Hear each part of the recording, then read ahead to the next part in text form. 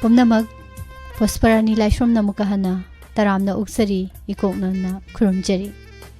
पुदुना लाक्सरी ngasi अदोमना खनबिखिबा इसै चिथा जहोबा खरा लोइना ngasi अमु इसै खनबगी खुदोंचाबा मयामदा पिजदुना इसै खनबगी थौरम असिदा सरु यामिनासी ngeha अवाबा पोथामिनासी थौरम से सुम तामिनरगा इसै खनबगी टाइमिंग दा मयामना इसै खनबियु सोइदना इसै खनबगी तंजा मयामदा लाउथोक्सरा अगे याबगा हेक याबगा लाउथोक्सरके मयामना रेडी दा सेम सारगा लैबियु पाबु जेते कुमार गुड आफ्टरनून इबुंग निंगथम लाइसुम गुड आफ्टरनून इमा मेम चौबिंगांगोम इमा एबम निंगथौखों सर सुरंजोय कोनछम इमा खैराकपम मेमा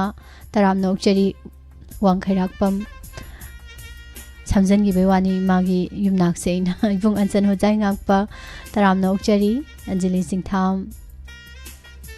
इमा सुशीला उक्रम कका सेनापति खुमन इचे शांति लाइश्रम थागसरी हना हना नितुलाई वाखागी इचे इबे थागसरी मयाम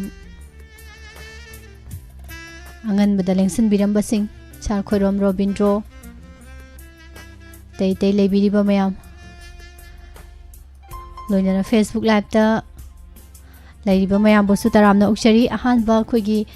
ममांगी खनबिरखिबा इसै आइगी इसैदी थारक्त्रे मिस ने हे हाइबसिंगदो इसै लेहौरिबा इसै खरसिदा यावब्रा हाइबदो येंगबिरो अहानबसि लौखचरागे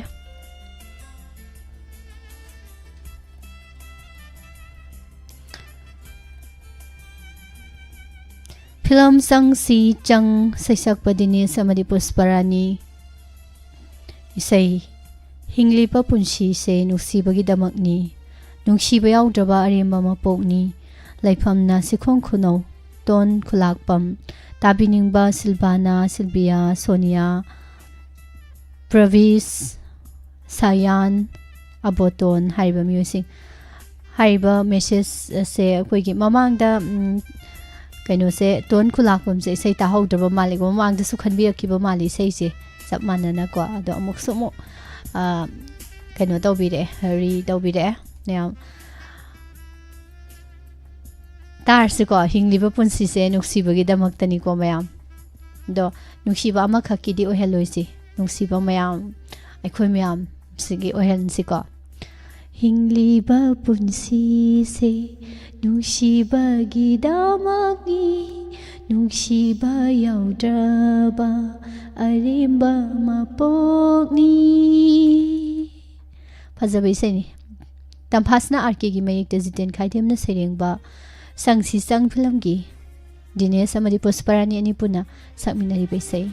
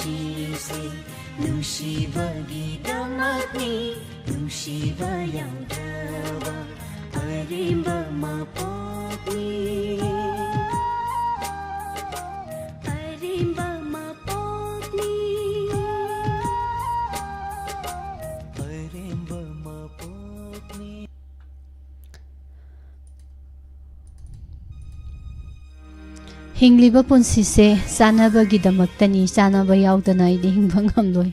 na pathurai masajidi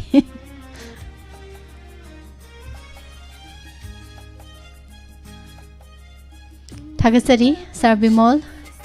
Iche Junita Kunsam Rosni Hojiki dogana hairapuno do haidoroige ma'am Hojikan gi angang je mawong amni matam Sarobin Meti Kumujam Taram Nokchari Hobijam Pia Benerji Longzam Lam Yongna Pajare Saisakpa Adu Khan Bayadri ko Benerji Hangai Minarsi Koi minute Manga Tarangai Minarsi Say Khan Bayarak number Galau Tosara doing message text message Toraga Khan Biga Downi ko Hangai Biro Thagachari Mayapum Namag Pasabai Sani Lam Yona Pajare Purnima Thajashu Ikairani Pasaba Ado Tasiko Ado Kanbiro Nasi di Shet Chong Kalapa Pine Low Nigo Hek Haizinbo Sabitri Taram Nokchari Nina Kuman Kaka Kamba Smart Man Jero Sobati Ma Susila Je Santi Je Promila Mudum Madam Somola Tingom Thagachari Longzam Madam Janin Kombi Ningsin Birak Liba Singh Joy Kumar Oinam Ibong Ningthemba Sar Suran Joy Ima Nabi Brajeshwari Kaka Senapati Ima NG Memcha Ima Mem Chaubi Je Prameshwari Je Devjani Kasar Good afternoon Kaka Lai Shomrada Like Tauzabaga Loinana Good afternoon Miss Pusparani Lai Shom Thank you Likes Taubirak Pathagachari Anita Waiko Madam Taramna Ukchari Isai Khanbagi Matam Se na Ngahak Tangay Mayam Ngair Siko Aina Dum Program Si Tum Tabiro Huzi Isai Khanbagi Tanzado Bijara Ani Chanthoi Je Aina Hawai Ugibdoram Domale Topra Nusi Toiba Thagachari Hana Hana Sarnadis Sor Komdram Udlaba Koire Nushibagi Magun Se Ontongna Kan Kreda Mashibu Kangluradi Tumba Zaba Kangdabani Masina Lining Oiduna Yam Tengnarak Kibagi Mawong ꯍꯥꯏꯗꯤ ꯊꯦꯡꯅꯗ꯭ꯔꯤꯕꯁꯤꯡꯅ ꯈꯪꯗꯦ ꯊꯦꯡꯅꯔꯀꯥꯟꯗ ꯈꯪꯉꯤꯗꯅꯀꯣ ꯎꯔꯀꯥꯟꯗ ꯑꯗꯨꯗꯤ ꯃꯊꯪꯒꯤ ꯏꯁꯩꯁꯦ ꯀꯅꯥꯒꯤꯅꯣ ꯑꯃꯨꯛ ꯌꯦꯡꯉꯁꯤꯀꯣ ꯃꯤꯁ ꯏꯃꯥꯅ ꯇꯥꯅꯤꯡꯕ ꯏꯁꯩ ꯔꯥꯖꯨ ꯅꯣꯡꯅ ꯁꯛꯄ ꯀꯔꯤ ꯍꯥꯏꯌꯨ ꯍꯥꯏꯕꯒꯤ ꯍꯥꯏꯕ ꯏꯁꯩꯗꯨ ꯇꯥꯖꯒꯦ ꯏꯁꯩ ꯈꯜꯂꯛꯂꯤꯕ ꯑꯩ ꯃꯃꯥ ꯏꯕꯦꯝꯃꯨ ꯇꯧꯔꯥꯡꯕꯝ ꯎꯔꯤꯄꯣꯛꯇꯒꯤꯅ ꯍꯥꯏꯕꯤꯔꯛꯑꯦ ꯏꯃꯥ ꯎꯔꯤꯄꯣꯛꯇꯒꯤ ꯏꯃꯥ ꯏꯕꯦꯝꯃꯨ ꯀꯔꯤ ꯍꯥꯏꯌꯨ ꯍꯥꯏꯕꯒꯤ ꯍꯥꯏꯔꯤꯁꯤꯅꯤ ꯏꯁꯩꯁꯦ ꯏꯃꯥꯅ ꯇꯥꯅꯤꯡꯉꯤꯕ ꯏꯁꯩꯁꯦ ꯃꯌꯥꯝ ꯌꯦꯡꯉꯨ ꯏꯃꯥ ꯍꯣꯏꯅ ꯈꯜꯂꯤꯕ ꯏꯁꯩꯁꯤꯒ ꯅꯍꯥꯁꯤꯅ ꯈꯜꯂꯤꯕ ꯏꯁꯩꯁꯤꯒꯅꯦ ꯃꯌꯥꯝ ꯃꯨꯟꯅ ꯃꯨꯟꯅ ꯇꯥꯁꯜꯂꯨꯀꯣ ꯀꯔꯤ ꯍꯥꯏꯌꯨ ꯍꯥꯏꯕꯒꯦ ꯀꯔꯤ ꯍꯥꯏꯌꯨ ꯍꯥꯏꯕꯒꯦ ꯅꯪꯒꯤ ꯊꯃꯣꯏꯅ ꯄꯦꯟꯅꯅꯕ ꯐꯖꯗ꯭ꯔꯥ ꯏꯕꯣꯆꯥ ꯁꯣꯏꯕꯝꯒꯤ ꯃꯌꯦꯛꯇ ꯔꯟꯕꯤꯔ ꯊꯧꯅꯥꯅ ꯁꯩꯔꯥꯡꯕ ꯂꯤꯛꯂꯥꯏ ꯐꯤꯂꯝꯗꯒꯤ ꯔꯥꯖꯨ ꯅꯣꯡꯅ ꯁꯛꯂꯤꯕ ꯏꯁꯩꯅꯤ ꯃꯌꯥꯝ ꯇꯥꯁꯤ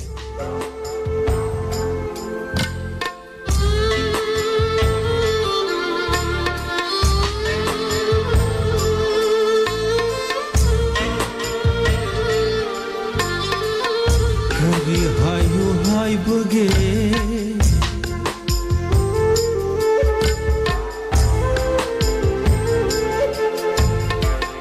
करी हायु हायबगे नंगी थमोइना खंगीनबा मच्चु नायरबा नंगी थमोइदुना सुहन्खिदे मचु अमतं करी हायु हायबगे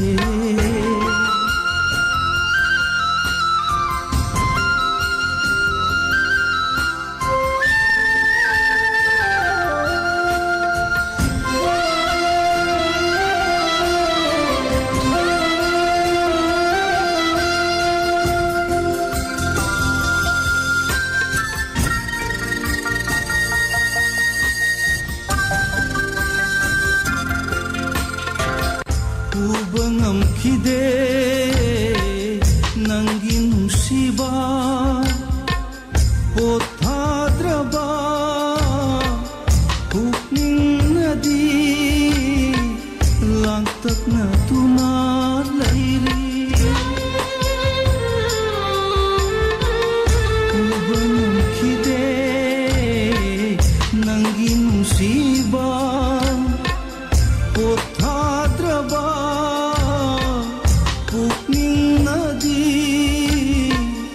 लांगतकना तुना लैरी मक्त्रबा ऐगी थमोइनी नंगु नुंसिदुना ता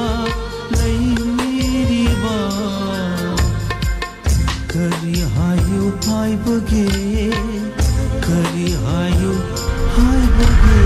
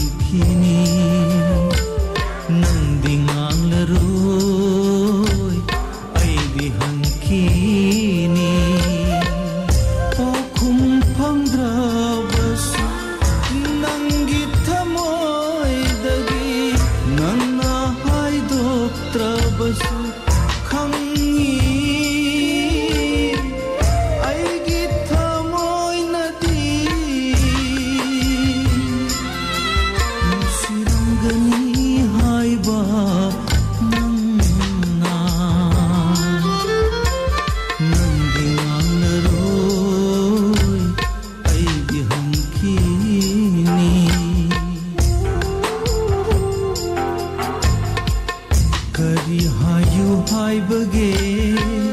kari hayu haibage nangi thamoina khangbilaba machu nairaba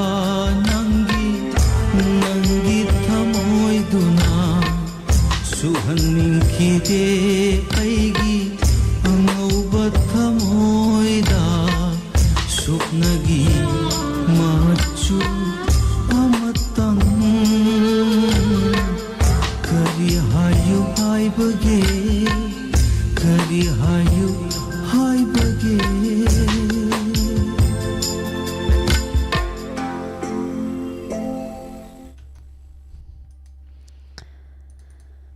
नुक्सीबा अमसु फजबा अमसु यावेको इसेसे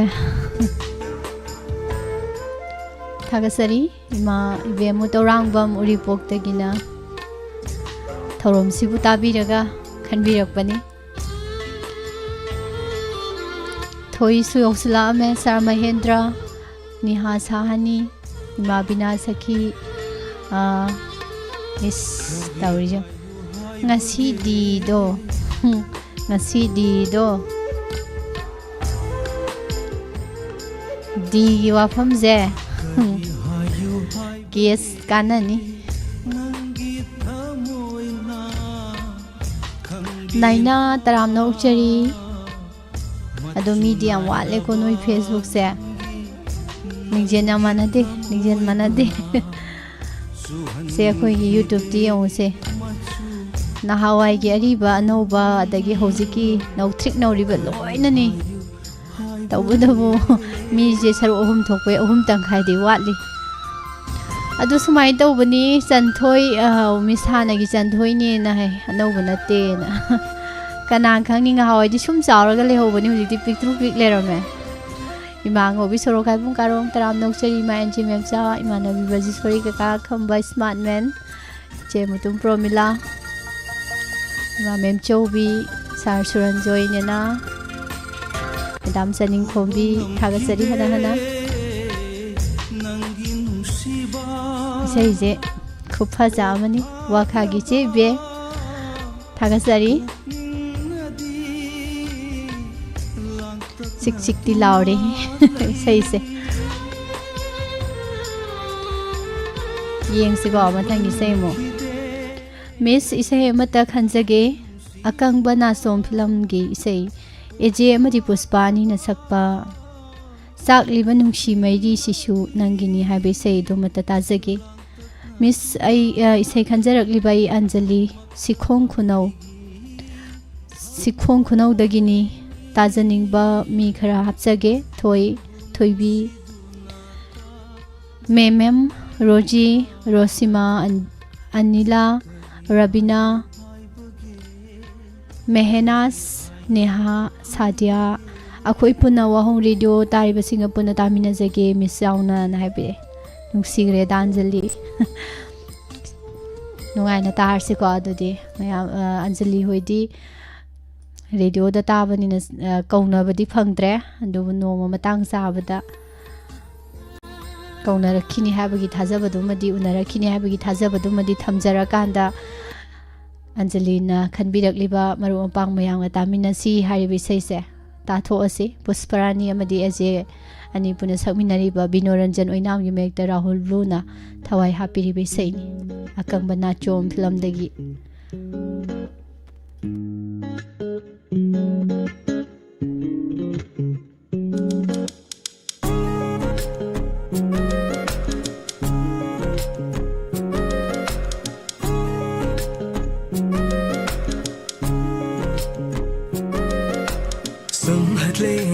sumhatle thamoi se aigi nungsibi nangi na tauna sumhatle ningol thamoi se pamu ba aigi nungsiba nangi na tauna chagli banungsi mairi si sunangi ni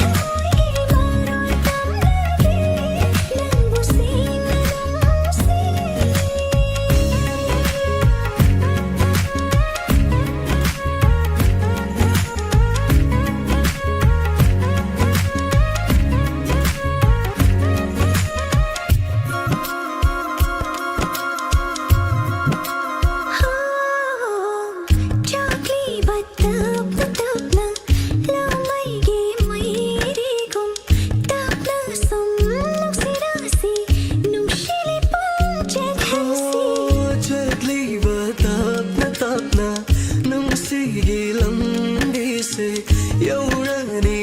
ꯅꯨꯡꯁꯤ ꯄꯟꯊꯨꯡ ꯅꯨꯡꯁꯤ ꯂꯤꯄꯨꯡ ꯆꯦꯠꯂꯅꯤ ꯆꯤꯟꯕꯥꯜꯗ ꯍꯥꯏꯔꯤꯁꯦ ꯊꯃꯣꯏꯅ ꯈꯟꯕ ꯌꯥꯋꯥꯅꯤ ꯃꯤꯠꯇꯨꯅ ꯎꯠꯂꯤꯕ ꯅꯨꯡꯁꯤꯕ ꯊꯃꯣꯏꯒꯤ ꯍꯣꯜꯅꯤ ꯊꯃꯣꯏꯁꯦ ꯄꯥꯊꯣꯛꯂꯦ ꯅꯨꯡꯁꯤꯒꯤ ꯏꯔꯩꯗ ꯊꯦꯡꯂꯔꯣꯏ ꯊꯃꯣꯏ ꯏꯆꯦꯜꯁꯦ ꯆꯥꯛꯂꯤꯕ ꯅꯨꯡꯁꯤ ꯃꯩꯔꯤꯁꯤꯁꯨ ꯅꯪꯒꯤꯅꯤ ꯈꯤꯛꯂꯤꯕ ꯅꯨꯡꯁꯤ ꯏꯔꯤꯛꯁꯤꯁꯨ ꯅꯪꯒꯤꯅꯤ ꯍꯣ ꯊꯦꯝꯖꯤꯟꯕꯤꯔꯣ ꯊꯃꯣꯏꯁꯦ ꯑꯩꯒꯤ ꯅꯨꯡꯁꯤꯕꯤ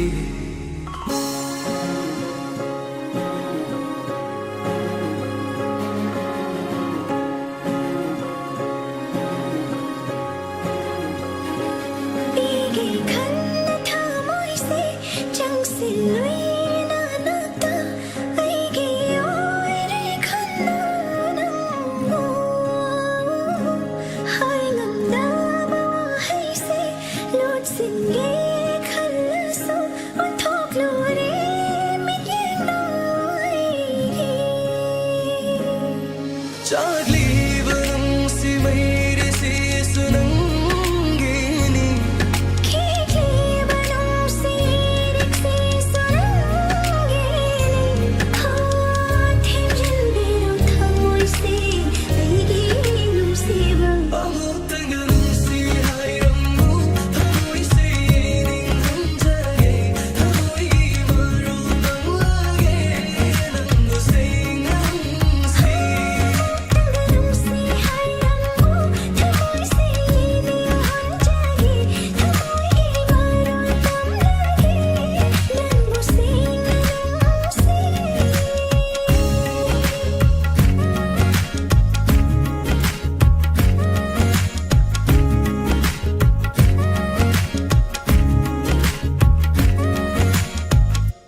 ꯑꯃꯨꯛꯇꯪꯒ ꯅꯨꯡꯁꯤ ꯍꯥꯏꯔꯝꯃꯨ ꯊꯃꯣꯏꯁꯦ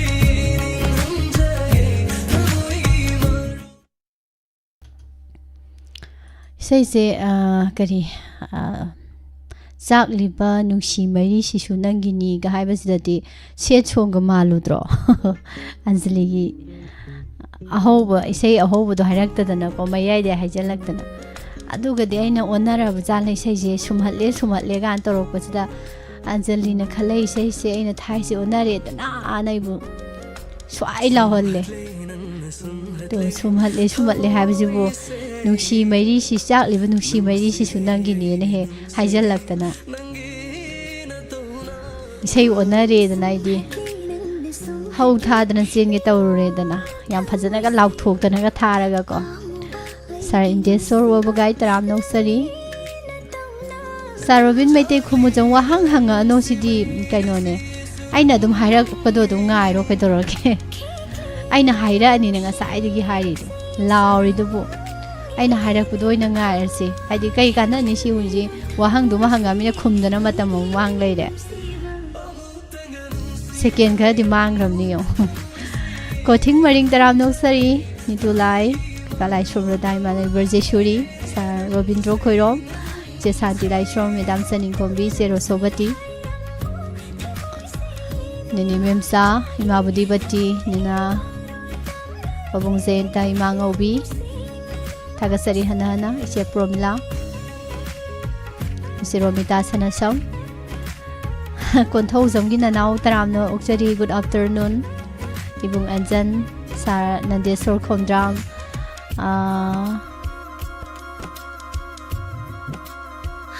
ꯑꯩ ꯑꯗꯨꯝ ꯄꯥꯔꯒꯦ ꯑꯗꯨꯒ ꯃꯣꯏꯒꯤ ꯐꯦꯁꯕꯨꯛꯀꯤꯁꯨ ꯍꯥꯏꯐꯦꯠ ꯌꯦꯡꯖꯔꯝꯒꯦ ꯒꯨꯗ ꯑꯥꯐꯇꯔꯅꯨꯟ ꯃꯌꯥꯝ ꯁꯥꯔ ꯕꯤꯃꯣꯜ ꯄꯤꯌꯥ ꯑꯟꯖꯂꯤ ꯏꯁꯩꯗꯤ ꯈꯟꯕꯒꯤ ꯇꯥꯏꯃꯤꯡꯗꯣ ꯍꯪꯉꯛꯑꯅꯨ ꯑꯩꯅ ꯑꯗꯨꯝ ꯊꯣꯛꯄ ꯇꯧꯔꯛꯑꯒꯦꯕ ꯍꯪꯕꯤꯔꯛꯑꯅꯨ ꯈꯟꯕꯗꯤ ꯌꯥꯔꯛꯇꯧꯔꯕꯅꯤ ꯃꯊꯪꯒꯤ ꯏꯁꯩ ꯌꯦꯡꯁꯤ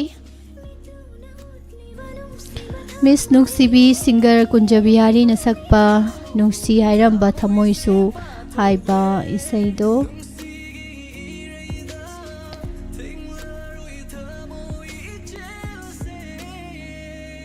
ताजनिंग सोइदना थाबिरउ को मिस लाइव चाट लेबिरिबा मदि वाहों रेडियो तारिबा पुनमक तामिनजगे मंदाय लांगबम हाइंगांग ना हाइबिरई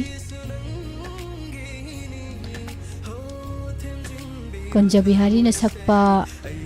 नुक्सी हाइरम थमोइसु हाइबे इसेसे खंगदे खल्लुबना अमा ओइरमबना अमा तौदोरा इसेजे खल्लुरगा सिदी सिजु सेट काति मानद्रो हाइदि नुक्सी हाइरम थमोइसु ngसिदी मिराइ बिरम लेगाना हाइरक तौ मानद्रो खंगदबनि न कई हाइरे येंगसे को मया इचे मंदाय लांगबम की फजबा इसे मया पुनः तामिनरसी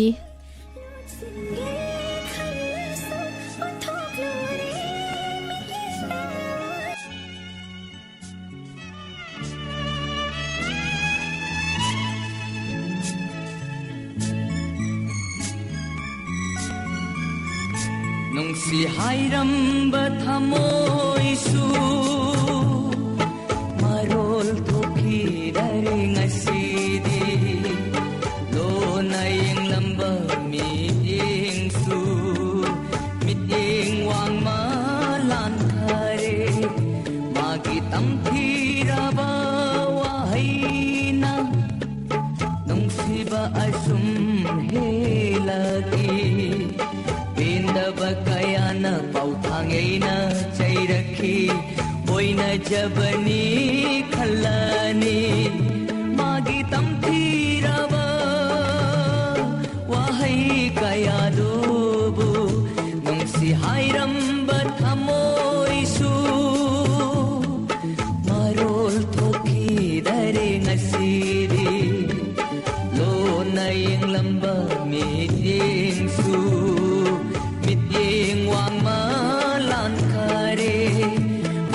tamthiraba wahina nungsiba asum helaki benaba kayana pauthangaina chairakhi oina jabani khallani magi tamthiraba wahai kayadu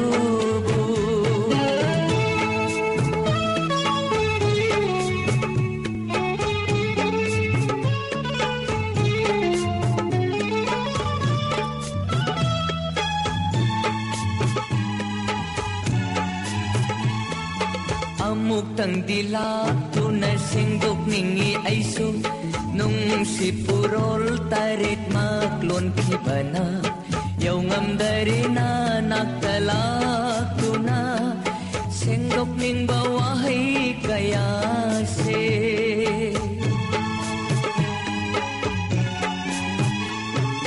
kanagi thawong sinanung si basu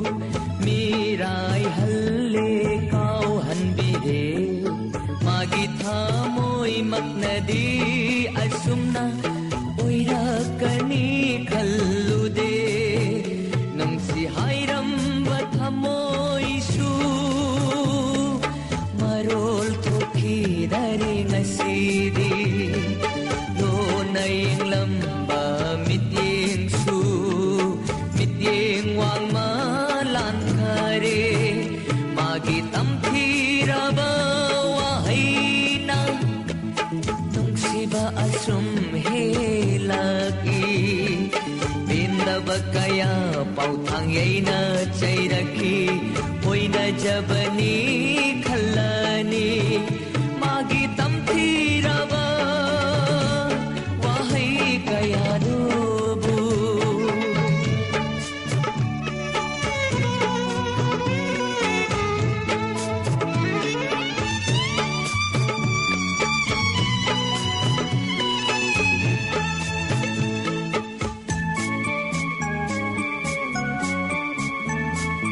Minok na nillare ngasidi aigi napadami nok na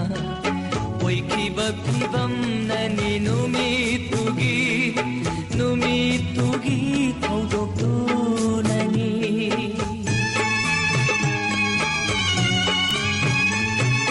sana na maida iklaga langlak pago ꯊꯥꯏꯅ ꯃꯩꯁꯥ ꯂꯥꯡꯂꯒ ꯅꯨꯡꯁꯤ ꯃꯆꯨ ꯁꯦꯡꯂꯛꯏ ꯅꯨꯡꯁꯤ ꯍꯥꯏꯔꯝꯕ ꯊꯃꯣꯏꯁꯨ ꯃꯔꯣꯜ ꯊꯣꯛꯈꯤꯗꯔꯦ ꯉꯁꯤꯗꯤ ꯂꯣꯟꯅ ꯌꯦꯡꯂꯝꯕ ꯃꯤꯠꯌꯦꯡꯁꯨ ꯃꯤꯠꯌꯦꯡ ꯋꯥꯡꯃ ꯂꯥꯟꯈꯔꯦ ꯃꯥꯒꯤ ꯇꯝꯊꯤꯔꯕ ꯋꯥꯍꯩꯅ ꯅꯨꯡꯁꯤꯕ ꯑꯁꯨꯝ ꯍꯦꯜꯂꯛꯏ ꯄꯦꯟꯗꯕ ꯀꯌꯥꯅ ꯄꯥꯎꯊꯥꯡ ꯌꯩꯅ ꯆꯩꯔꯛꯈꯤ ꯑꯣꯏꯅꯖꯕꯅꯤ ꯈꯜꯂꯅꯤ ꯃꯥꯒꯤ ꯇꯝꯊꯤꯔꯕ ꯋꯥꯍꯩ ꯀꯌꯥꯗꯨꯕꯨ ꯃꯥꯒꯤ ꯇꯝꯊꯤꯔꯕ ꯋꯥꯍꯩ ꯀꯌꯥꯗꯨꯕꯨ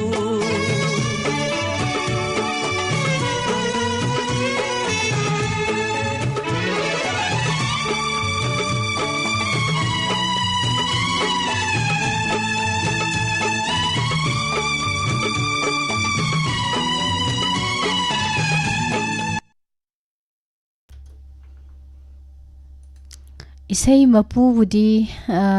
udre haibu ado isai sigida koi ngasai ge udaba mi imdi urani ko isai mapu ubra na thi yeng bodo mayam na su ude haiba maliko to isai mapu yaudar zo ari isai mapu hen mani se mabem yauri se kunja bihari gi isai swami kumar gi isai ranbir gi isai lemna thada bai cheni dana isai mapu yaudrzaga su sa manare se mabem yaura ati tahorati haidi isai mapu duna pamna tajage khaliba sang dudagi ko isai mabem na pamna tajaba sang gi wa sang wang bana hele ba duna isai mapu do yaudrsu yare simati sorok haibam gi jbm sa taram no chari nene mem sa jana karan dani ta lai dus negi sei do thaba numita di he uroi boko duga wahang sina boko wahang chama ni duni tawisi chama ko oza wangjam tomba taram no sari che santi lai shom ningsin biak liba buna mak sabitri lapiri basing kari sei khanjaning buna maring satli mai pem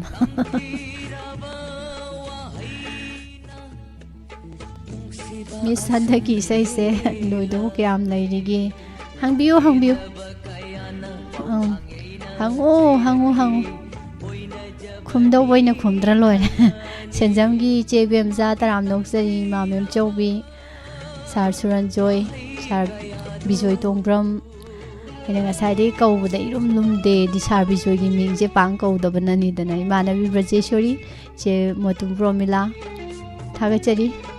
Hairok the Gisin Toiba, Isaido, Hak Lega, number that message Taraga can be oga, I number Bizarag, Oigina Chom, nice. Niha Taram Nokchari, Niha Injang do Ganoni, Panga, Kanoga, Hawaii Jarga, Okairaga, Kanoto Sare. Yamnungai Mr. Dan Tagachari. Som the English chick lying the lucky no monkey aingonda as it said chong khalak pa yaro haraga said chong tharo na som dana marolama tawrise piya mangang su oxilame ma bina saki thoi duga anjali lebiri basing charbi mol abi jampia adum lairo Miss Aijiten 1 2 3 Khangabok Pali Lekai Isai kano Lekai Isai haisne Khangabok Pali Lekai haidongni Lekai ga Pali ga jaina tongan khaidong na gre Isai amata tajage Ranbir na sakpa kumgi nungju lakpada ningkhaibada nandauba haina sehobadu tajage ningkhaibada nandauba ga yawrani haisibo Set chongze handaki khalakpagi di sisna aroibo oirase ko mayam isai se tana mayam gi adom gi mobile dagi message amatang wahong radio gi number 7005707808 हाइबा number सिदने message अमतंग ट्रेंग लाउन थाजलो इसै फजा फजाबा खनबिरगा नुक्सीबा नुंगोनबा मयाम खनबिरो अदुरुगने हौजिकी number दुदने Ming लेफमदो हापो अदुगा सैसकपिदो फजना हापो अदुगा खलो हौजिकी सैदो तारसिको कुमगी नोंजुदो कुमगी नोंजू लाकपदा निंखाइदौरा तोरबालदा हौरिबा मना कंगला उपाला सिने लोइसलजिको से छोंजे हंदकिदी इबुंग जितेन खांगाबोक पल्ली लैकाइदगिना खनबिरकपै इसैसे मयाम तारसिको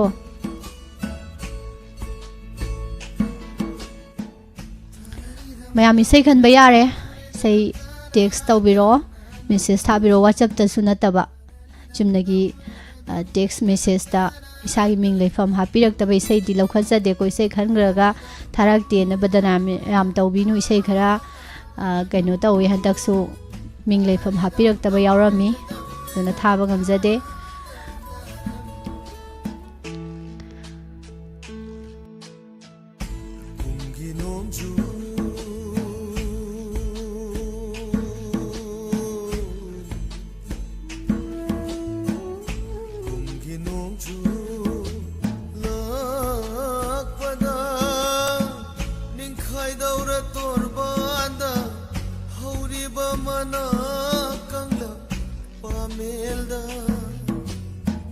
Karamba urina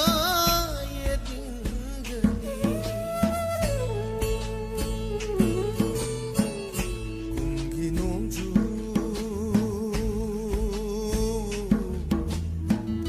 kungi nongju lakpada ningkhai daura torbanda hauriba mana kangla pamelda Karamba urina yedingani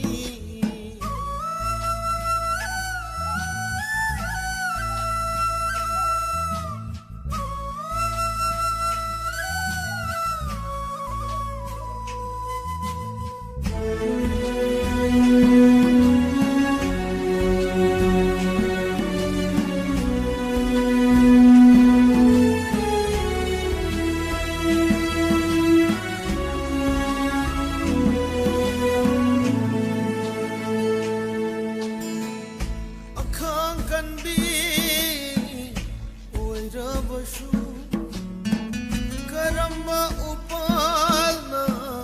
khangamgani leihau yaudrama leikanada ningbu kairaba miyoi babu kanana nusi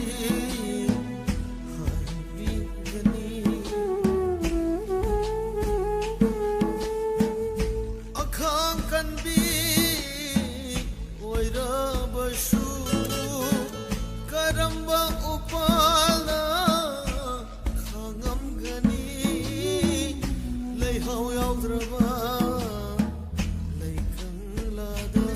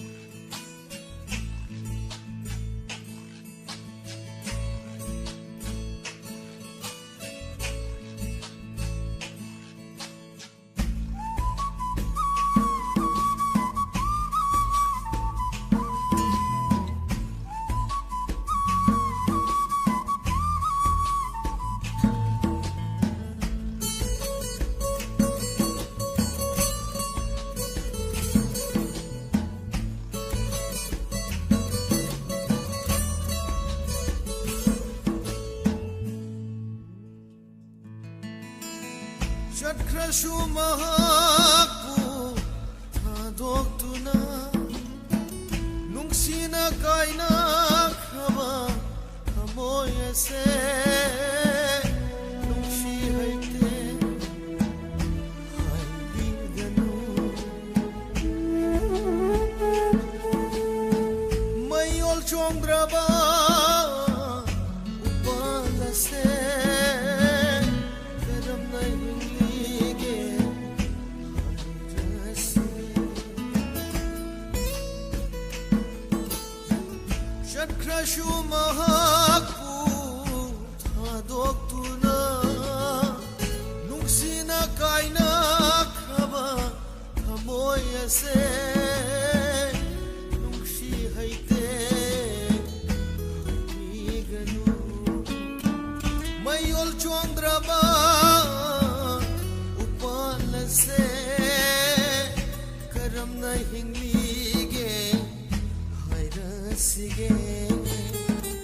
ꯌꯦꯅꯤꯡꯊꯥꯅ ꯂꯥꯛꯄꯗ ꯌꯦꯅꯤꯡꯊꯥꯅ ꯂꯥꯛꯄꯗ ꯀꯔꯝꯕ ꯂꯩꯔꯥꯡꯅ ꯀꯦꯅꯤꯡꯒꯅꯤ ꯀꯨꯝꯒꯤ ꯅꯣꯡꯖꯨ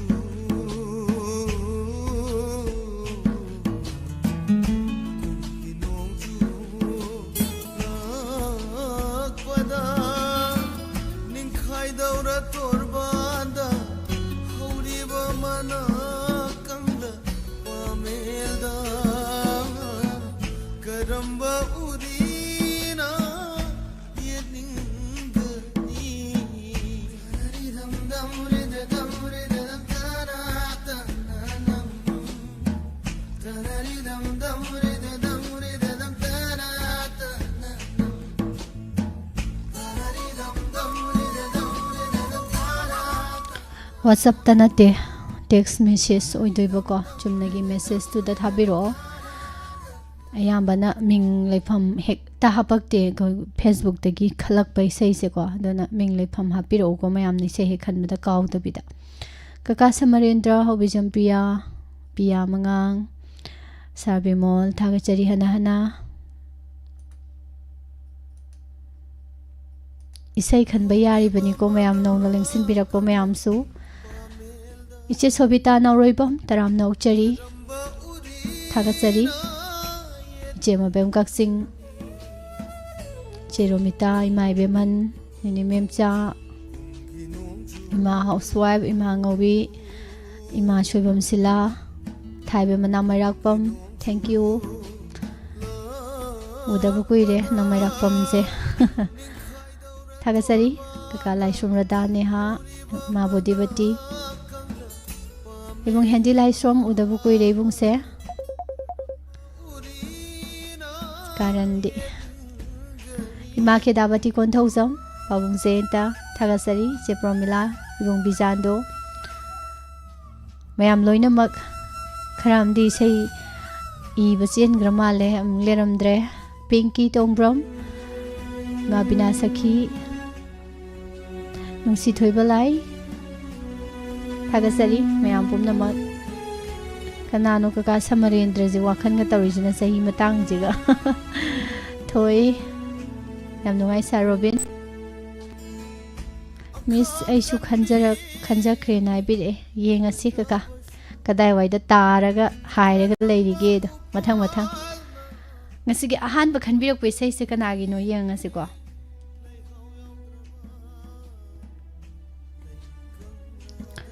ai sagakpam anjan ichan pusprani buhanna na thagachari ichalna pangthokpa message program se amna nungai jaina bungdi thank you isai amata khanjage isai se taraga na bungdi nokphet tauri mi atai su tawza la na hangbire wahang amasu yawbire eko mayam ibungi oinadi thoram se taraga isai se taraga nokphet tawen haibire mayam chu tawbara chen film atama Sadananda Madi Rosibina na sakpa sak phajaragabu nungsi haite haibra khoi puna tamina si chal na haibire sak phajara su thira su ko nungsi badi loin hairam dau male ꯑꯊꯤꯕꯅ ꯍꯦꯟꯅ ꯅꯨꯡꯁꯤꯕ ꯍꯩ ꯃꯤꯁ ꯅꯤꯝꯂꯥꯟ ꯍꯥꯏꯔꯛꯄꯅꯦꯗꯤ ꯈꯪꯗꯦ ꯃꯌꯥꯝ ꯏꯁꯩ ꯇꯥꯔꯁꯤ ꯐꯖꯕ ꯏꯁꯩꯅꯤꯀꯣ ꯁꯦ ꯁꯨꯃꯥꯏꯅꯁꯦ ꯈꯔ ꯇꯧꯔꯗꯤ ꯁꯦ ꯁꯛꯀꯥꯗꯣ 이제 따라간다 뭐야 코멘 떠오르시고 마카세 sắc phajragabu nungsi haite hai bara thamoi palagabu pirang sinthada bara marai adu hairaga wari leite hai badi karam thajaruni oithoktaba wafamni trem Sadananda Rosibina the Gimia Makata Tarasikomo.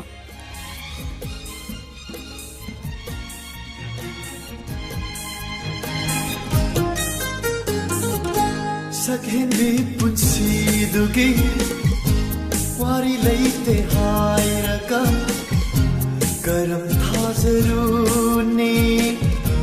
Oithokta Wapamni Karam Thazaruni Oithokta Wapamni Yam Thazada Wani Samai Thazada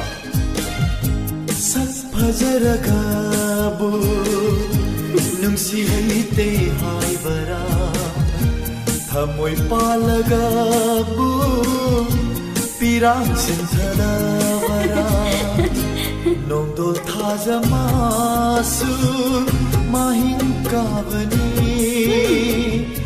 Gorau lune pasu Mai chapuvani Simba Liri nami pasu Nong lay puvani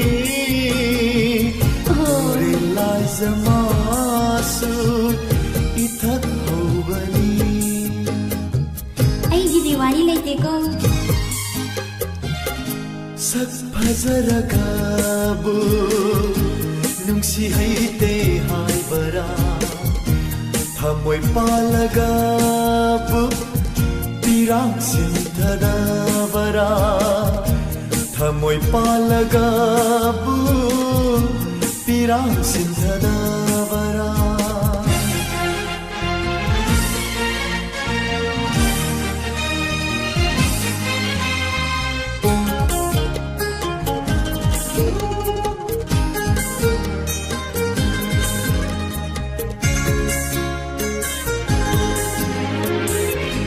Taivang sida na doktara Amar oi horoi khanna Taivang sida na doktara Amar oi horoi khanna Kari gilo liba Khanna raba wapamdo Ay nagkarilo diba Lairana satlaga Kenki dehaiba Nangbu thazagatra Oithokta bawapamni Lairana satlaga Kenki dehaiba Nangbu thazagatra Oithokta bawapamni Raman Pawadi Thazariga Sak phajragabu Nungsi haite hai bara Thamoi palagabu Pirang sinthada bara Thamoi palagabu Pirang sinthada bara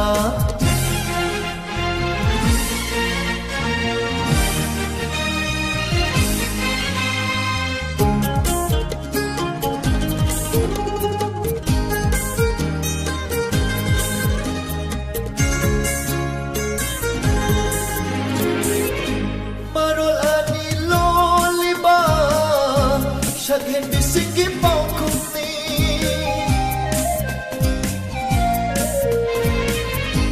Marol ani loliba Shaghen bisingi pau kumni Chipal duna ama hairi Natau duna ama तमली मधुदी नंगी भावनानी मैरीना करीसु चाकी दे हाइबा नंबु थाजगदा ओइथोक्तब वाफमनी मैरीना करीसु चाकी दे हाइबा नंबु थाजगदा ओइथोक्तब वाफमनी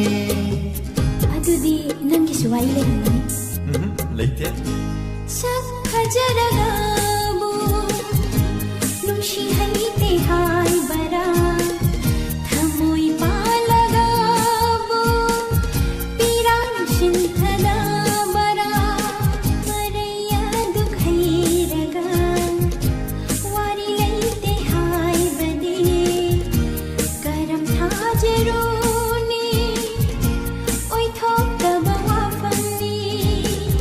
nongdol Jamasho mahinga bani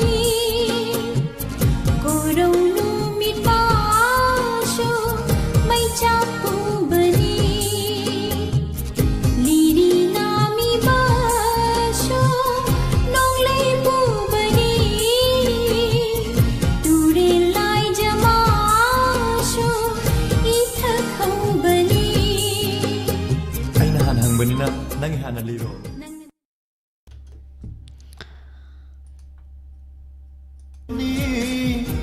oi thokaba wafamni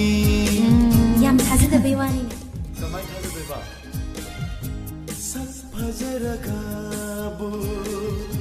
nungsi haite haibara thamoi isai se phajai sa nandeswar na hai se Miss Pushparani masak phajabi nupi sing se ayambana mamiti khara yam galli haina thamjage aduga nupi sing na mamiti khara ngaugalli haina su thamjage hai madu yaade da sa nandeswar asemba khaigi sum akoina lai sida sum akoi thawai panba अतई जीव Singh high रोगेबको अखोई मियोइबा जे जीव लक्तगे अखोई मियोइबा से माई माई कांगलुप खरा खरा माना मानबा अदुम खाइदोकनगिबो कांदा मा असुक स्माइ तौबना असुक काना लोई खाइदोकनरगा लैदना खरा खरा दि लोइना दु खाइदोगा लैदना को सिसिमदि तोंगा तारे हाइबा लैतेबको अदुना नुपा लक्तसु दुम खरा लैनी नुपी लक्तसु दुम खरा लैनी नत्रा अदुना नुपी खतगी स्वाइबे यादे नुपा खतगी स्वाइबे यादे अदुना भाई तौरसी इबुंग जोय मरांग थेम तराम नौसरी नेने हलेन मरांग खुनो इबुंग अंजना खलक पैसे से खुलांगांग से फजरी अदो मतुंग सो दुम फजरानी हंदा किसिम दे खंगबा लैरे इसे देवजानी कसार इमा नलिनी पुयाम सर रविंद्र वांखैरकपम इमा मेमा थागसरी चे चौबीने चौबी चेरिना सरोखाइबम वाखागी चे सनाई बे aina kari lo le hangang ma'am कौबसे थहोबा सुम येंग मी सु तुम याम खतखरे न कमेंट याम यामे बको मैम न इसाईगी ओ दैदी गरी चुम यामे दुना येंगबदा मतम मांगनबनी मैम का सावित्री सार सुरंजोय मोनाली मायना कका समरेंद्र मा सिंगाम तमा इबुंग बिजांदो मैम से माय दुम काबो काबो येंगमिनरगा लोइसनसे पिंकी इसाई फजाबने रोनिता गुरोरी बम तराम नोक्सरी अंजलि नुंगाइजरे मथंगे अनिसुबे इसाइसिना कमाय तौबनो येंथोसे मुगोरोबसु यौसिनबिरे रोशनी अदुगा थोय खंगे मेमथोय कौबमसु यावग्रबा माले यावग्रे मेमथोय वाइखोम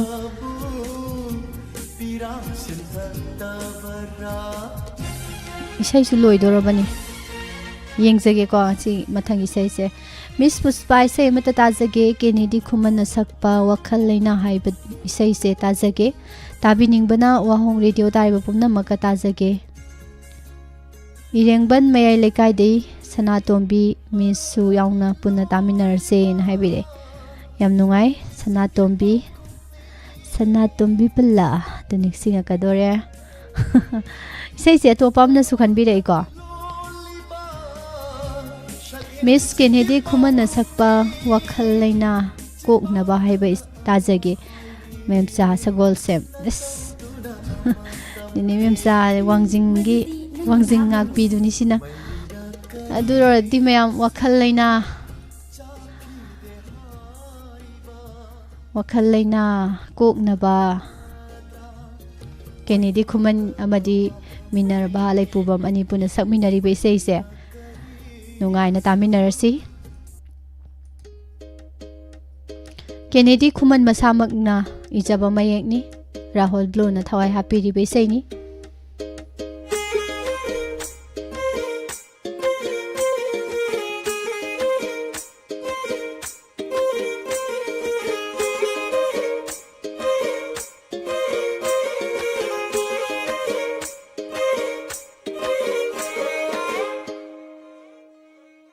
Wakhal laina kok namba tinjang kaijang danaba wakhal nungai na lay batay nanggi wakhal khanjara awaba potha jabani nangbu nungsi bakari kai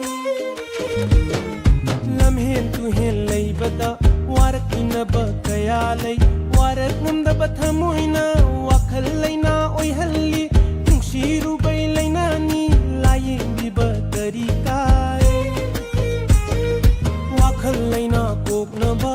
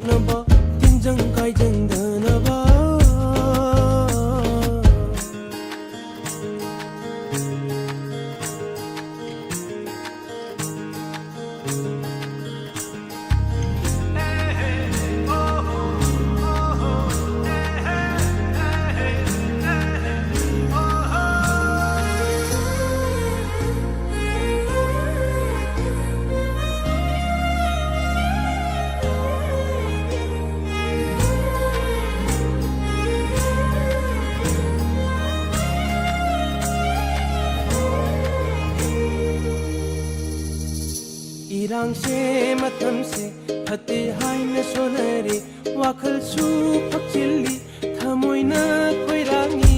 irang se matam se phate hai na sonare khongthang ma soi khe gadra khanjanari ngai nangsimi gi oi khe gadra wakhal thamoi wai khongthang ma soi khe gadra khanjanari ngai nangsimi gi oi khe gadra wakhal thamoi wai wakhan munna khallaga phire bam lep laga wakhan munna khallaga phire bam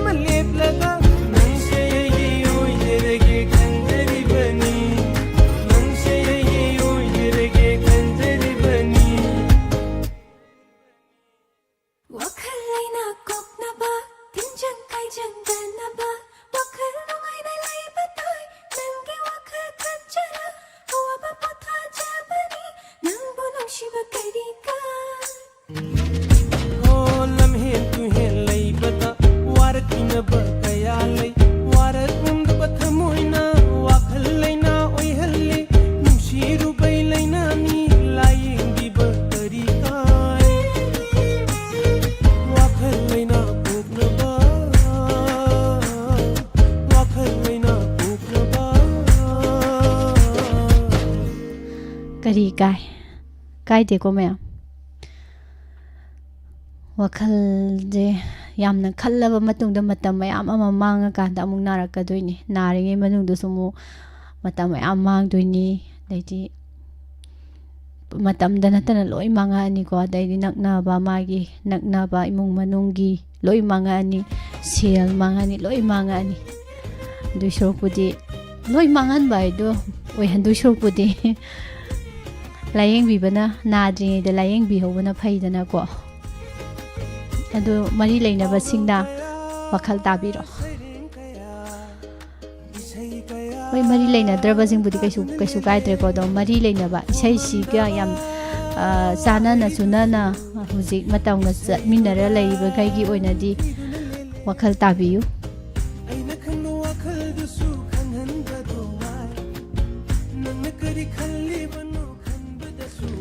ꯌꯥꯝ ꯅꯨꯡꯉꯥꯏ madam Konthoujam ꯂꯥꯛꯎꯗꯕ ꯀꯨꯏꯔꯦ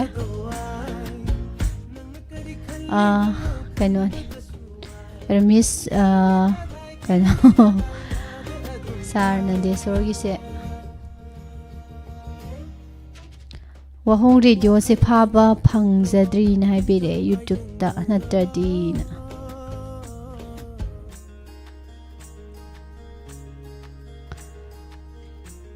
ꯐꯣꯟꯒꯁꯦ ꯃꯩ ꯍꯧꯔꯦ ꯑꯗꯨꯒ ꯕꯦꯇ꯭ꯔꯤꯁꯨ ꯈꯥꯡꯕ ꯉꯝꯗ꯭ꯔꯦꯅ radio ꯇꯥꯕꯗ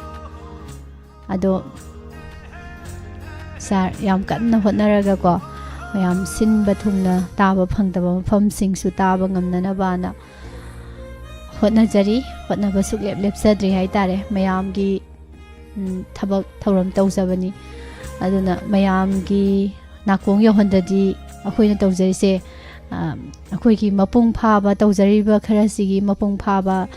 ꯑꯗꯨ ꯐꯪꯕ ꯉꯝꯕ ꯅꯠꯇ꯭ꯔꯤꯕ ꯑꯗꯨꯅ ꯌꯥꯝ ꯀꯟꯅ ꯍꯣꯠꯅꯖꯔꯤ ꯁꯣꯏꯗꯅ ꯃꯇꯝ ꯑꯃꯗꯗꯤ ꯁꯣꯏꯗꯅ ꯔꯦꯗꯤꯑꯣꯗꯁꯨ ꯌꯧꯔꯛꯑꯅꯤ ꯍꯥꯏꯕꯁꯦ ꯊꯝꯖꯒꯦ ꯑꯗꯨꯒ ꯃꯤꯁꯇꯔ ꯖꯦꯝꯁ ꯋꯥꯟ ꯌꯥꯝ ꯅꯨꯡꯉꯥꯏꯖꯩ ꯏꯃꯥ ꯂꯇꯥꯁꯅ RKꯁꯦ ꯉꯁꯥꯏꯗꯤ ꯎꯅ ꯍꯥꯏꯗꯤ ꯑꯗꯨꯝꯗꯤ ꯎꯔꯕꯀꯣ ꯀꯧꯕ ꯀꯥꯟꯗꯗꯤ ꯊꯦꯡꯅꯗꯕ ꯁꯨꯃꯥꯏꯅ ꯂꯥꯎꯊꯣꯔꯛꯄ ꯀꯥꯟꯗꯗꯤ ꯍꯦꯛ ꯏꯃꯥꯁꯦ ꯍꯦꯛ ꯂꯣꯠꯇꯅ ꯑꯗ ꯉꯥꯄ꯭ꯔꯨꯝꯅ ꯃꯅꯨꯡ ꯆꯪꯉ ꯂꯣꯠꯈꯤꯕꯗꯧ ꯂꯣꯠꯇꯅ ꯂꯩꯕ ꯈꯪꯗꯦꯕ ꯍꯦꯛꯇ ꯎꯗꯕ ꯇꯥꯍꯟꯗꯣ ꯍꯟꯗꯛꯇꯤ ꯆꯥꯟꯅꯔꯦ ꯏꯕꯨꯡ ꯅꯤꯡꯊꯦꯝꯕ ꯏꯆꯦ ꯁꯥꯟꯇꯤ ꯊꯥꯒꯠꯆꯔꯤ ꯃꯌꯥꯝ ꯏꯃꯥ ꯕꯤꯃꯣꯂꯥ ꯀꯣꯟꯁꯝ ꯅꯦꯅꯥ ꯈꯨꯃꯟ ꯑꯔꯣꯏꯕ ꯏꯁꯩ ꯀꯅꯥꯒꯤꯅೋ ꯌꯦꯡꯉꯁꯤ ꯀꯃꯥꯏꯅ ꯇꯧꯕꯅꯣ ꯏꯁꯩꯁꯦ ꯁꯦꯠ ꯁꯣꯡ ꯈꯜꯂꯛꯄꯈꯩꯗꯤ ꯀꯩꯅꯣ ꯇꯧꯅꯤꯀꯣ ꯍꯥꯏꯗꯤ ꯃꯃꯩꯗ ꯍꯦꯛ ꯂꯥꯎꯊꯣꯔꯛꯄꯗ ꯁꯦꯠ ꯁꯣꯡꯗꯣ ꯑꯣꯏꯔꯝꯃꯕ ꯑꯗꯨ ꯃꯃꯩꯗ ꯁꯨꯝ ꯆꯠꯊꯔꯅꯤ ꯏꯕꯨꯡ ꯂꯥꯏꯁ꯭ꯔꯝ ꯇꯥꯈꯤꯡ ꯑꯁꯤꯗꯤ ꯆꯪꯂꯛꯄꯗ ꯉꯥꯏꯔꯤ ꯏꯕꯨꯡ ꯏꯁꯩ ꯈꯟꯕ ꯅꯨꯃꯤꯠ ꯇꯥꯈ꯭ꯔꯦ ꯑꯗꯨꯕꯨ ꯏꯁꯩ ꯈꯟꯕꯒꯤ ꯇꯟꯖꯥꯗꯨꯗꯤ ꯍꯧꯖꯤꯛ ꯄꯤꯖꯔꯤ ꯏꯃꯥ ꯄ꯭ꯔꯃꯣ ꯂꯥꯏꯁ꯭ꯔꯝ ꯑꯗꯨꯒ ꯏꯄ꯭ꯋꯥ ꯁꯆꯤꯟ ꯅꯥꯎꯔꯦꯝ ꯃꯉꯥꯡ ꯄꯥꯟꯒ ꯀꯔꯤ ꯍꯋꯥꯏꯖꯥꯔꯒ ꯇꯣꯠꯁꯟꯅꯔꯒ ꯑꯣꯠꯈꯥꯏꯅꯔꯒ ꯊꯣꯡꯕꯗꯣ ꯑꯗꯨꯁꯨ ꯆꯥꯔꯛꯏ ꯑꯗꯣ ꯏꯁꯩ ꯈꯟꯗꯧꯕ ꯃꯌꯥꯝ ꯂꯩꯕꯤꯔꯗꯤ ꯑꯗꯨꯝ ꯃꯦꯁꯦꯖꯇ ꯈꯟꯖꯟꯕꯤꯈ꯭ꯔꯣ ꯇꯧꯕꯗꯕꯨ ꯏꯁꯩꯗꯨꯗꯤ ꯍꯞꯇꯥ ꯑꯃꯒꯤ ꯃꯇꯨꯡꯗ ꯇꯥꯔꯁꯤ ꯍꯧꯖꯤꯛ ꯈꯟꯕ ꯏꯁꯩꯗꯨꯗꯤꯀꯣ ꯑꯔꯣꯏꯕ ꯏꯁꯩꯅꯤ ꯊꯥꯗꯣꯛꯂꯝꯅꯤ ꯄꯨꯝꯅꯃꯛ ꯆꯠꯈꯤꯅꯤ ꯊꯋꯥꯏ ꯃꯥꯗꯤ ꯅꯣꯡꯃ ꯁꯣꯏꯗꯅ ꯍꯛꯆꯥꯡ ꯄꯣꯂꯥꯡ ꯊꯥꯗꯣꯛꯂꯝ ꯄꯨꯟꯁꯤ ꯁꯤꯟꯊꯥ ꯄꯥꯡꯂꯤꯉꯩ ꯇꯝꯂꯨꯗꯦ ꯑꯋꯥꯕ ꯑꯩꯒꯤ ꯑꯗꯨꯕꯨ ꯍꯛꯆꯥꯡ ꯄꯣꯂꯥꯡ ꯃꯥꯅꯗꯤ ꯁꯣꯟꯖꯔꯤ ꯆꯠꯈꯤꯅꯨꯍꯦ ꯊꯋꯥꯏ ꯑꯩꯕꯨ ꯊꯥꯗꯣꯛꯇꯨꯅ ꯃꯤꯁ ꯏꯁꯩ ꯑꯃꯠꯇ ꯇꯥꯖꯒꯦ ꯗꯣꯛꯇꯔ ꯍꯥꯃꯣꯝꯅꯕꯅ ꯁꯛꯄ ꯅꯨꯡꯁꯤꯔꯕ ꯑꯩꯒꯤ ꯊꯋꯥꯏ ꯃꯉꯥ ꯀꯅꯥꯒꯤ ꯅꯨꯡꯁꯤꯔꯕ ꯐꯖꯔꯕ ꯁꯥꯍꯤꯇ꯭ꯌꯅꯣ ꯇꯧꯔꯤꯁꯦ ꯏꯕꯨꯡ ꯖꯣꯏ ꯃꯣꯏꯔꯥꯡꯊꯦꯝ ꯌꯥꯏꯔꯤꯄꯣꯛ ꯃꯌꯥꯝ ꯄꯨꯝꯅꯃꯛꯀ ꯇꯥꯃꯤꯟꯅꯖꯒꯦꯅ ꯍꯥꯏꯕꯤꯔꯛꯑꯦ ꯌꯥꯝ ꯅꯨꯡꯉꯥꯏ ꯏꯕꯨꯡ ꯖꯣꯏ ꯐꯖꯩ ꯏꯕꯨꯡꯒꯤ ꯋꯥꯍꯩ ꯈꯔ ꯍꯥꯞꯄꯤꯔꯛꯄꯁꯦꯀꯣ ꯌꯥꯝ ꯅꯨꯡꯁꯤꯈ꯭ꯔꯦ ꯄꯨꯛꯅꯤꯡꯁꯦ ꯊꯨꯛ ꯂꯥꯎꯕ ꯑꯃ ꯐꯥꯎꯋꯦ ꯑꯩꯗꯤ ꯏꯁꯩ ꯃꯌꯦꯛ ꯑꯣꯏꯔꯖꯥꯠꯂꯥꯅ ꯈꯜꯂꯨꯕꯅꯤ ꯁꯥꯡꯃꯟꯕꯁꯤꯗꯁꯨ ꯏꯁꯩ ꯃꯌꯦꯛꯇꯤ ꯑꯣꯏꯔꯝꯗꯧꯗꯤ ꯃꯥꯜꯂꯛꯇ꯭ꯔꯦ ꯑꯗꯣ ꯏꯕꯨꯡꯅꯁꯨ ꯍꯥꯏꯕꯁꯨ ꯍꯥꯏꯕꯅꯤ ꯃꯌꯥꯝ ꯅꯨꯡꯁꯤꯀꯣ ꯑꯗꯨꯅ ꯍꯤꯡꯂꯤꯉꯩ ꯃꯇꯝꯁꯤꯗ ꯅꯨꯡꯁꯤꯅꯕ ꯇꯝꯁꯤ ꯅꯨꯡꯁꯤꯔꯕ ꯑꯩꯒꯤ ꯊꯋꯥꯏ ꯃꯉꯥ ꯀꯩꯗꯧꯉꯩ ꯀꯥꯏꯅꯅꯤ ꯅꯪꯒ ꯅꯨꯡꯁꯤꯔꯕ ꯑꯩꯒꯤ ꯊꯋꯥꯏ ꯃꯉꯥ ꯀꯩꯗꯧꯉꯩ kainani nanga wari wamin nay nungay re nungay minay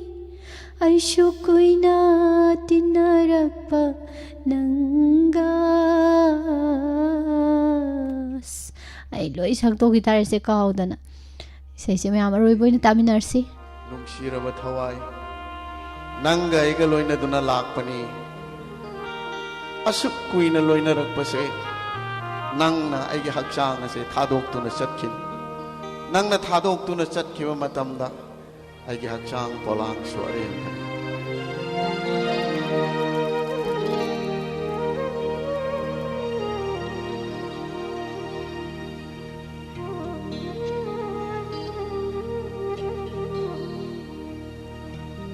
nungsiraba aigi hawai mana kaidongai kainani nanga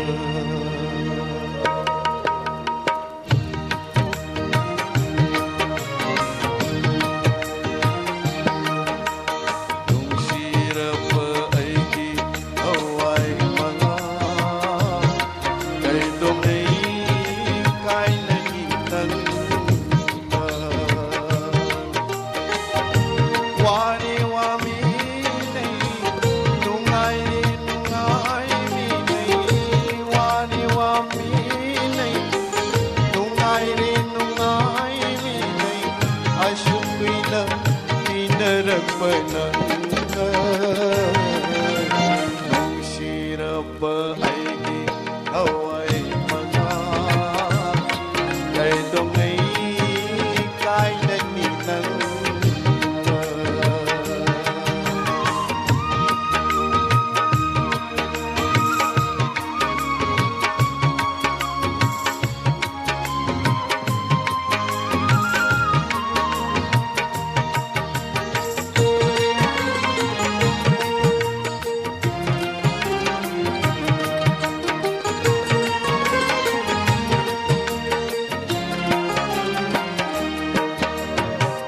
nahaki awapasu ai ngonda takthokni ai haki pena pasu nangonda khanghanni nahaki awapasu ai ngonda takthokni ai haki pena pasu nangonda khanghanni wani wami nei nungai nungai mi nei wani wami nei nungai nungai mi nei ashukina inarakpananga nungsiraba aigi hawai mana kaidongai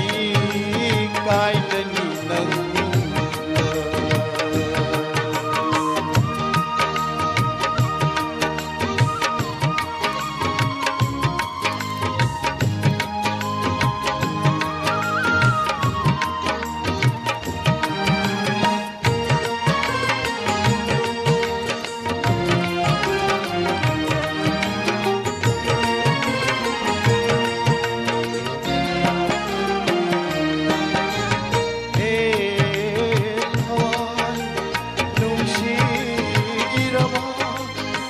Hawaii nana hakchang polang ai bu hadok tu na chatkinu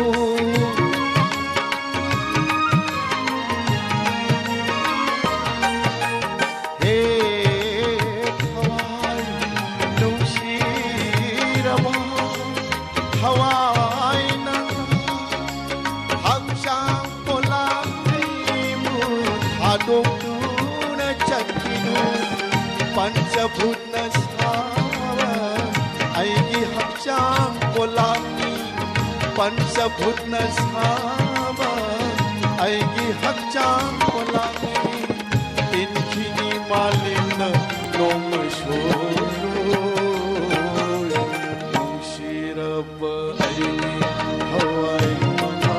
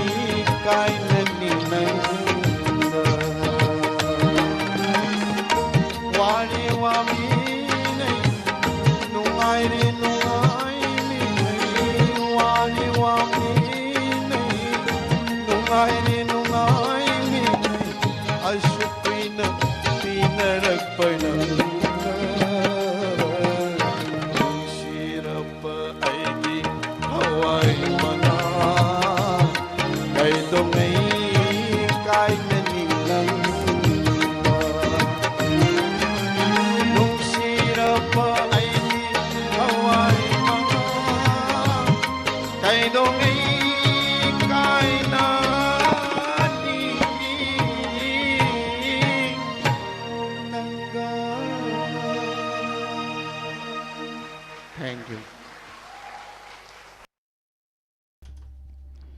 ꯃꯌꯥꯝ ꯉꯁꯤꯒꯤꯗꯤ ꯏꯁꯩꯁꯤꯅ ꯑꯔꯣꯏꯕ ꯑꯣꯏꯔꯦꯀꯣ ꯅꯨꯡꯁꯤ ꯉꯍꯥꯟꯈꯩ ꯁꯨꯝ ꯇꯥꯕ ꯏꯁꯩꯒ ꯏꯁꯩꯁꯤꯒꯗꯤ ꯃꯥꯟꯅꯗꯦꯀꯣ ꯉꯍꯥꯟꯈꯩ ꯇꯥꯕꯅ ꯃꯥꯒꯤ ꯈꯟꯕꯒꯤ ꯑꯩꯒꯤ ꯃꯥꯅ ꯈꯟꯕꯤꯕꯒꯤ ꯑꯩꯈꯣꯏꯅ ꯃꯥꯒꯤ ꯈꯟꯕꯤꯕꯒꯤ ꯅꯨꯡꯁꯤꯕꯤꯕꯒꯤ ꯏꯁꯩꯅꯤ ꯑꯗꯨꯒ ꯁꯤꯒꯤ ꯑꯣꯖꯥꯅꯕꯒꯤ ꯏꯁꯩꯁꯤꯃꯅ ꯑꯩꯒꯤ ꯏꯁꯥꯒꯤ ꯑꯩꯒꯤ ꯊꯋꯥꯏꯕꯨ ꯅꯨꯡꯁꯤꯖꯕ ꯏꯁꯩꯅꯤꯀꯣ ꯈꯦꯠꯅꯩ ꯑꯗꯨꯅ ꯁꯤ ꯏꯁꯩꯁꯤꯃꯗꯤ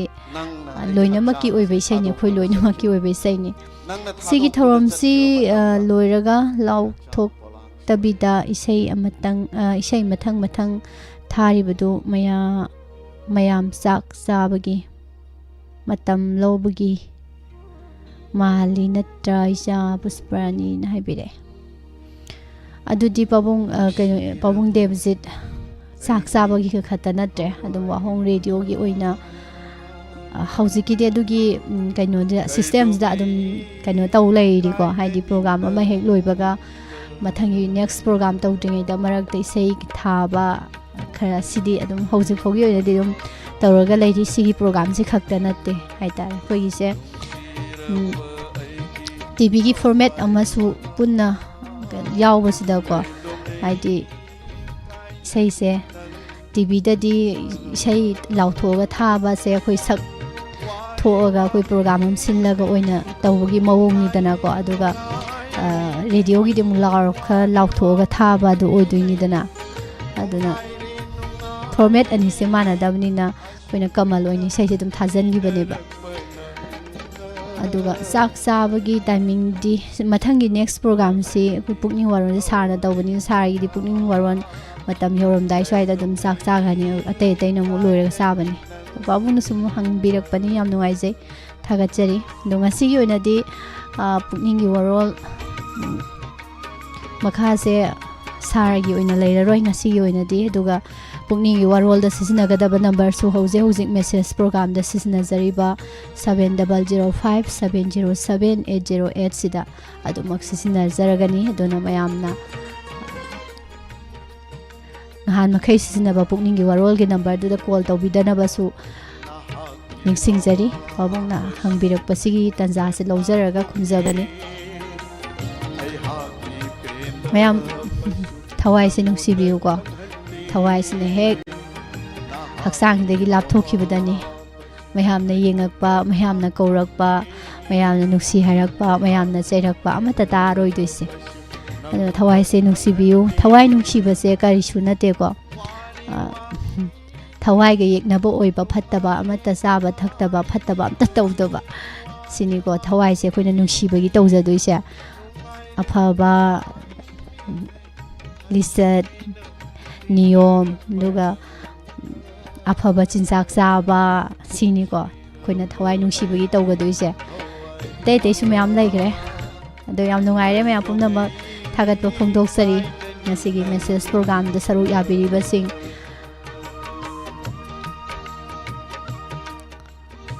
ꯁꯔꯖꯤꯕ ꯂꯥꯏꯁ꯭ꯔꯣꯝ ꯇꯔꯥꯝ ꯅꯣꯛꯆꯔꯤ ꯅꯧꯅ ꯂꯦꯡꯁꯤꯟꯕꯤꯔꯛꯄ ꯆꯦ ꯊꯥꯡꯖꯝ ꯑꯟꯖꯅꯥ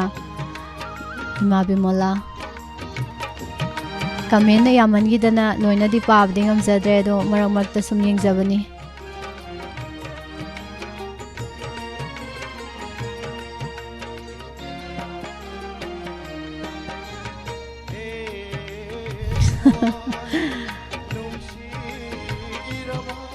ꯑꯩꯒꯤ ꯅꯨꯡꯁꯤꯔꯕ ꯊꯋꯥꯏꯁꯤꯐꯥꯎꯗ ꯑꯩꯅ ꯍꯨꯟꯗꯣꯛꯑꯝꯃ ꯆꯠꯈꯤꯗꯣꯔꯤꯁꯤꯗ ꯑꯇꯣꯞꯄ ꯊꯋꯥꯏ ꯑꯃꯈꯛꯀꯤ ꯈꯜꯂꯤꯕ ꯁꯥꯔ ꯏꯟꯗꯦꯁꯣꯔꯗꯤ ꯌꯥꯝ ꯅꯨꯡꯉꯥꯏ ꯏꯕꯨꯡ ꯒꯨꯔꯗꯦꯕ ꯊꯥꯒꯠꯆꯔꯤ ꯏꯃꯥ ꯉꯧꯕꯤ ꯄꯥꯕꯨꯡ ꯖꯌꯟꯇ ꯀꯀꯥ ꯂꯥꯏꯁ꯭ꯔꯣꯝ ꯔꯗꯥ ꯏꯃꯥꯟꯅꯕꯤ ꯕ꯭ꯔꯖꯦꯁꯣꯔꯤ ꯅꯤꯇꯨꯂꯥꯏ ꯃꯦꯗꯥꯝ ꯁꯟꯗꯦꯍꯥ ꯔꯥꯅꯤ ꯄꯨꯌꯥꯝ ꯇꯔꯥꯝ ꯅꯣꯛꯆꯔꯤ ꯊꯥꯒꯠꯆꯔꯤ ꯇꯔꯥꯝ ꯅꯣꯛꯄꯗꯩ ꯂꯣꯏꯁꯜꯂꯗꯧꯅꯤꯀꯣ ꯍꯥꯏꯗꯤ ꯂꯣꯏꯔꯕꯅꯤꯅ ꯄ꯭ꯔꯣꯒ꯭ꯔꯥꯝꯁꯦ ꯂꯣꯏꯅꯅ ꯐꯦꯁꯕꯨꯛ ꯂꯥꯏꯚꯇ ꯂꯩꯕꯤꯔꯤꯕꯁꯤꯡ ꯏꯃꯥ ꯄ꯭ꯔꯃꯣ ꯂꯥꯏꯁ꯭ꯔꯣꯝ ꯏꯄꯥ ꯁꯆꯤꯟ ꯅꯣꯔꯦꯝ ꯒꯣꯔꯣꯡ ꯆꯦꯜꯂꯤꯗ ꯈꯪꯗꯦꯗ ꯑꯗꯣ ꯃꯌꯥꯝꯅꯅꯦ ꯑꯁ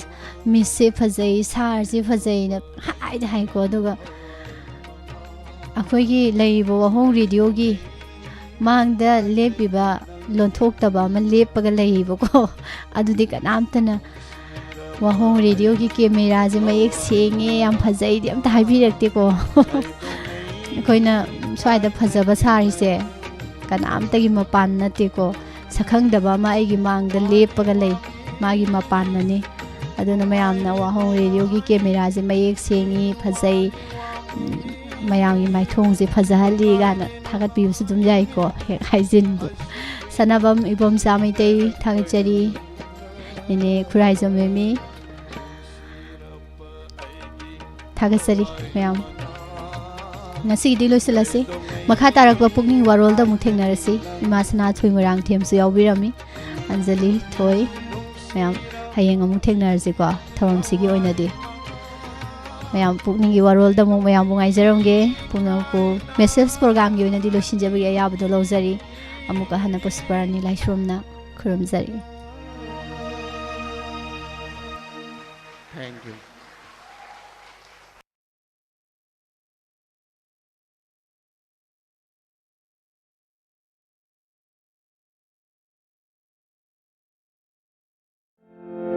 ट्रेवल क्लब मणिपुर मियामगिदमा नुंगाइरबा पाउजेल मपुदुना लाक्सरी पुनिंग वाखल पोथाननबा फजरबा मफम सिंगदा लम कोइबा लोइनेना फजरबा मफम कयादा अदोम एक्सप्लोर तोबिनिंगबदी अदोंगिदमा ट्रेवल क्लब मणिपुरना खुदोंग चाबा पिजरी ग्रुप ओइने चटकदबा लोइनेना फैमिली ओइने पुन्ना चटमिनरसु याबा फजफजबा मफम कयादा अदोमना चटपिनिंगबदी फावबा अदुबु मफम अदुदाना चथोक चसिन तौबदा गाइड चिंगबगी खुदोंग चादबा कयामरुम लेबना अदोमना चटपु ngамदबा लेरबदी तंजा से महनबिरगन मनाली कलु हारिबा मफम सिदे चटपा याबगी इम्फाल दगी दिल्ली फावबा डायरेक्ट फ्लाइट लोइनना दिल्ली दगी इम्फाल फावबा डायरेक्ट हलकबगी फ्लाइट 5 नाइट 6 डेज की ओइना फेब्रुवारी की तांग 15 दगी फेब्रुवारी 10 इंग्लिश सिंगनी 13 ता चचगदोरि बसदि यावबिनिंगलबदी ngasi ngasi ma पाव फावबी सुमनतंगी मी अमगे लुपा लिसिंग 19 गा चमापन मौद्रामापन खोंगसद असिगे खुदोंसाबा सिंग मनुंगदा ब्रेकफास्ट डिनर एकोमोडेशन ट्रांसपोर्ट पुनमक फ्री द ओइजरगदबा फजरबा मफम सिंगिस्ते लम कोइबा चटनबगी दमक अमदी एक्सप्लोर तोबिनिंगलबदी ngasi ngasi ma तानबी मसीदा नतना सिक्किम दा दोमना चटपिनिंगलबदी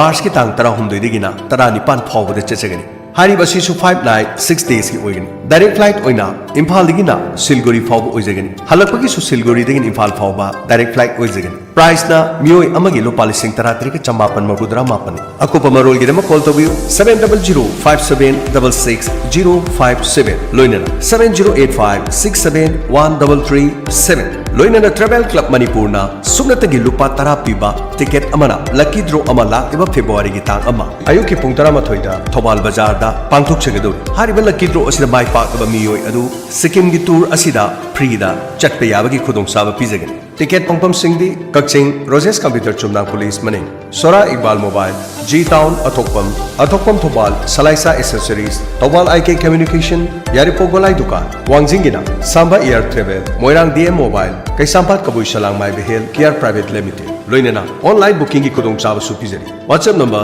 7005766057 अमुकाना 7005766057 लकी ड्रॉ नुमित असी क्वाकैथेल 360 ना लाइव थाजगनी श्री श्री गौरचंद्राय नमः पूर्वाश्रमदा अखोई ख्वाइगी इरक्ता तिनबिरंबा श्री तखेलंबम अरुण सिंगाना मागी नुंगसिजरबा इमुंग मनुंग ख्वाइ पुमनमक थादोकलमलगा हौखिबा तांग अमा था 12 इंग्लिश सिंगनी कुनगा मंगा पोइनुगी 13 निपानबा लेपाक पोकपा नुमिता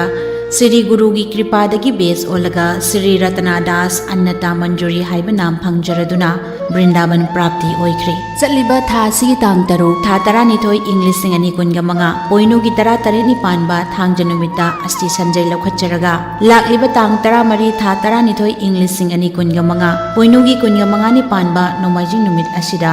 सरददिन थोकले नुमित असिदा लैखिद्रबगी आत्मा शांति की दमक ngamjaba hai lai kharadang hari nam sankirtan galoinana Shri Shri Gaurachandra महाप्रभु की चरणदा कच्चगदौरी उपलक्ष्य असदा ब्राह्मण वैष्णव अहलमन इमा इबेल